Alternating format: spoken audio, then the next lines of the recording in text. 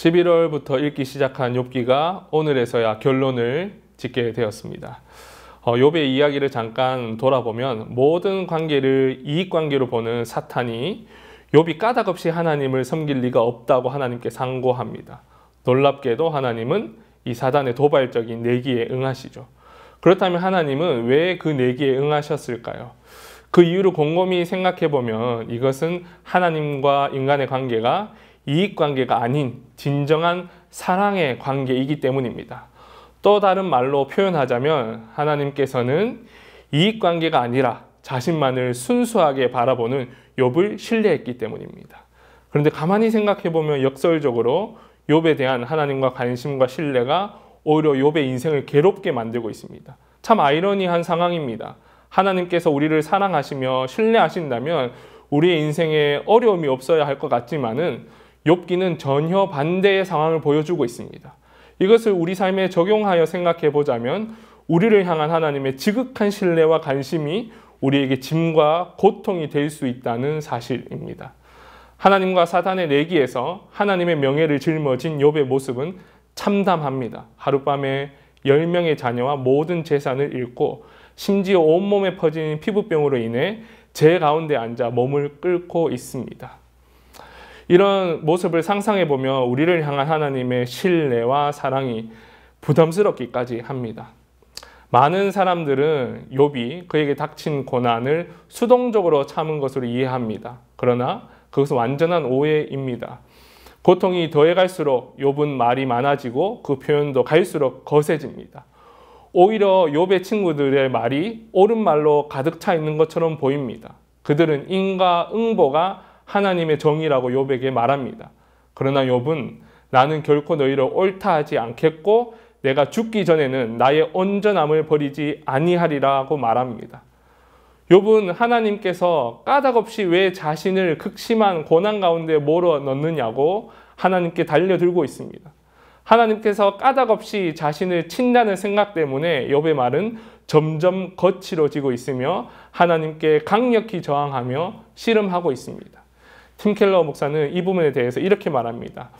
욥의 친구들은 그의 말이 부드럽고 논리적인 말을 하지만 하나님에 대해서만 말한다. 반면에 욥의 부르짖음은 그 표현이 거칠지만 그리고 하나님께 따지듯 물고 있지만 하나님께 묻고 있는 것이다. 욥은 분명히 주신 이도 여호와시요 거두신 이도 여호와이심을 알고 있었습니다.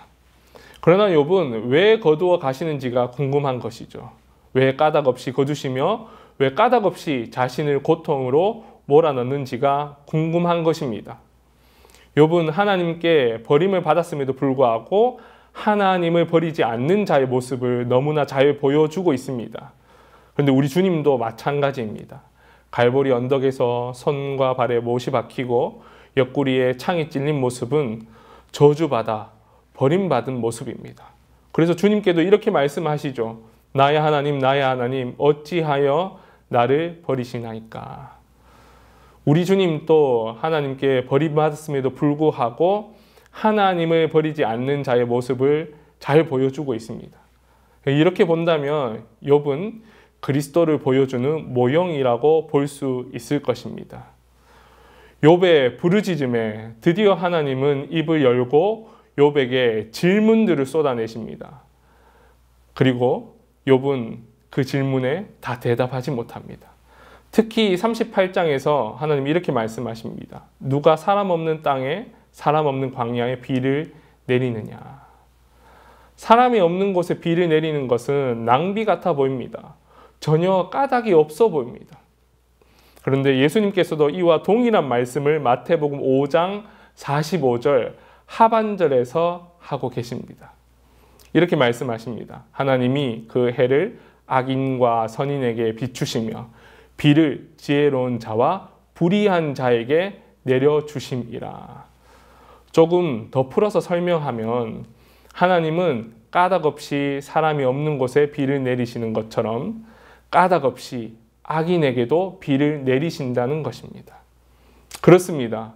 까닭없이 은혜를 베푸는 분이 바로 하나님이십니다.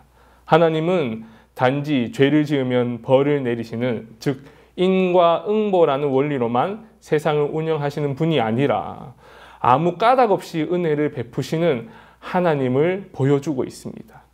이것이 하나님께서 세상을 운영하는 더 큰 사랑의 원리입니다. 욥은 하나님의 질문들 가운데서 이 사실을, 이 진리를 깨달은 것입니다. 이제 말씀을 두 가지로 정리하고자 합니다. 첫째, 우리는 고난을 맞이하면 그 이유를 알고 싶어 합니다. 그리고 왜 까닭 없이 내가 이 고통을 맞이하는가에 대해 하나님께 소리 높여 부르짖습니다. 왜 나만 겪는 고난이냐고 부르짖습니다. 그러나 욥의 이야기를 통해서 알 수 있는 것은 까닭 없어 보이는 그 고난을 통해서 욥의 고백처럼 하나님을 귀로만 듣는 것이 아니라 하나님의 얼굴을 볼 수 있다는 것입니다. 우리 삶의 고난을 통해 우리를 신뢰하고 우리를 사랑하시는 놀라운 사랑의 하나님, 그분의 얼굴을 마주할 수 있다는 것입니다. 둘째, 하나님은 까닭 없이 은혜를 주시는 분이십니다.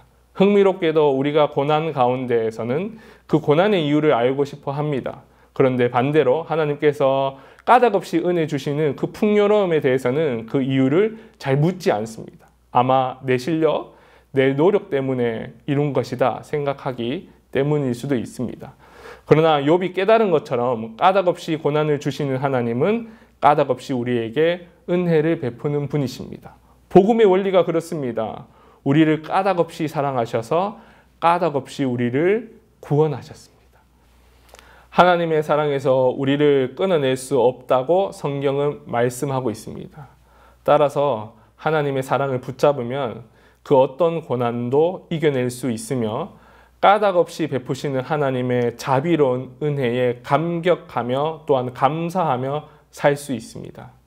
우리의 인내의 과정의 종점에서 종국에는 사랑의 하나님의 얼굴을 직접 우리 눈으로 볼 수 있다는 그 결말을 꼭 기억하는 성숙한 그리스도인이 되기를 축원합니다.